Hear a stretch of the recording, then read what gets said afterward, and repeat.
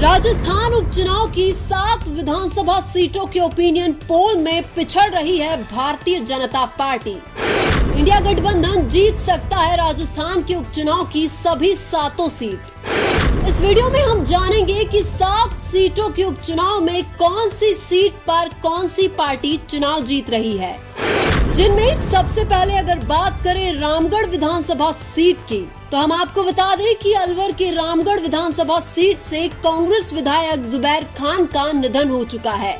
इसलिए अब 6 सीटों की बजाय राजस्थान की 7 सीटों पर उपचुनाव होने वाले हैं। अलवर के रामगढ़ की विधानसभा सीट पर कांग्रेस का दबदबा है और यहां पर बीजेपी का जीतना बहुत ही मुश्किल है। 2023 के विधानसभा चुनाव में भी रामगढ़ की सीट से बीजेपी के प्रत्याशी की जमानत जब्त हो गई थी। इसलिए अलवर के रामगढ़ की विधानसभा सीट पर उपचुनाव में कांग्रेस की जीत लगभग तय हो चुकी है। इसके बाद अगर बात करें सलूम्बर विधानसभा सीट की, तो हम आपको बता दें कि उदयपुर के सलूम्बर विधानसभा सीट से बीजेपी विधायक अमृतलाल मीणा का निधन हो चुका है। 2023 के विधानसभा चुनाव में सलूम्बर की विधानसभा सीट पर बीजेपी ने जीत दर्ज की थी, लेकिन अब उपचुनाव में यहां पर बीजेपी की मुश्किलें बढ़ती जा रही है। सलूम्बर की विधानसभा सीट पर अब भारत आदिवासी पार्टी का दबदबा देखने को मिल रहा है। हालांकि बीजेपी सलूम्बर की विधानसभा सीट पर उपचुनाव में जीतने के लिए पूरा दमखम लगाएगी, लेकिन सलूम्बर की विधानसभा सीट पर अगर भारत आदिवासी पार्टी और कांग्रेस में गठबंधन हो जाता है तो यह सीट भी बीजेपी के हाथ से निकल जाएगी।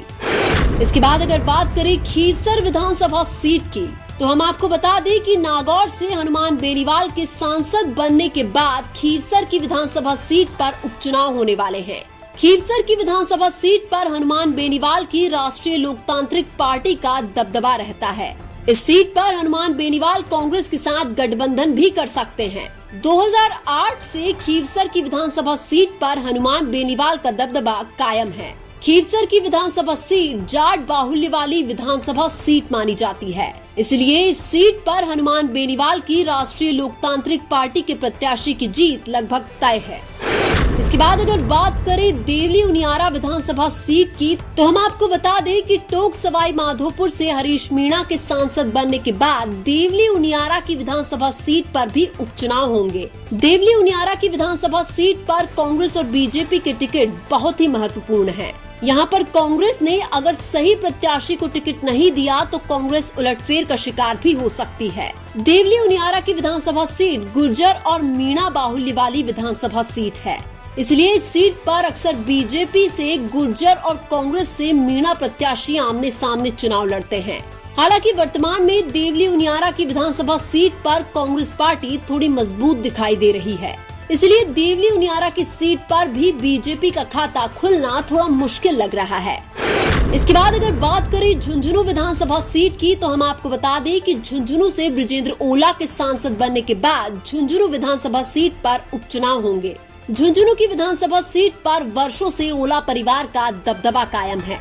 ओला परिवार झुंझुनू से हमेशा कांग्रेस के टिकट पर चुनाव लड़ता आया है और उपचुनाव में भी ऐसा लग रहा है कि कांग्रेस पार्टी ओला परिवार के ही किसी उम्मीदवार को टिकट देने वाली है।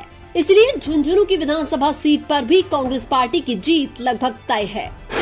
इसके बाद अगर बात करें 84 विधानसभा सीट की, तो हम आपको बता दें कि बांसवाड़ा से राजकुमार रोड के सांसद बनने के बाद 84 की विधानसभा सीट पर भी उपचुनाव होंगे। 84 की विधानसभा सीट पर राजकुमार रोड की भारत आदिवासी पार्टी का दबदबा रहता है।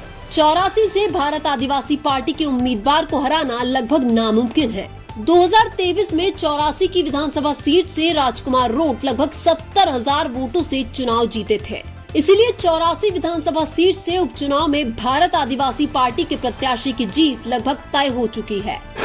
इसके बाद अगर बात करें दौसा विधानसभा सीट की, तो हम आपको बता दें कि दौसा से मुरारी लाल मीणा के सांसद बनने के बाद दौसा की विधानसभा सीट पर भी उपचुनाव होंगे।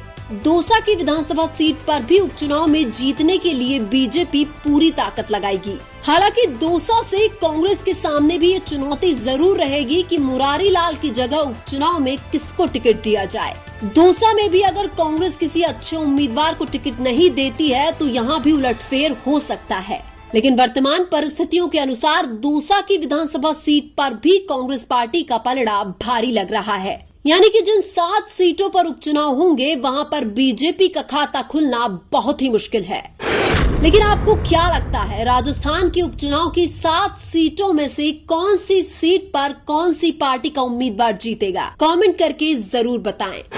वीडियो अच्छा लगा तो लाइक कीजिए और हमारे चैनल मीणा की आवाज को सब्सक्राइब कीजिए। धन्यवाद।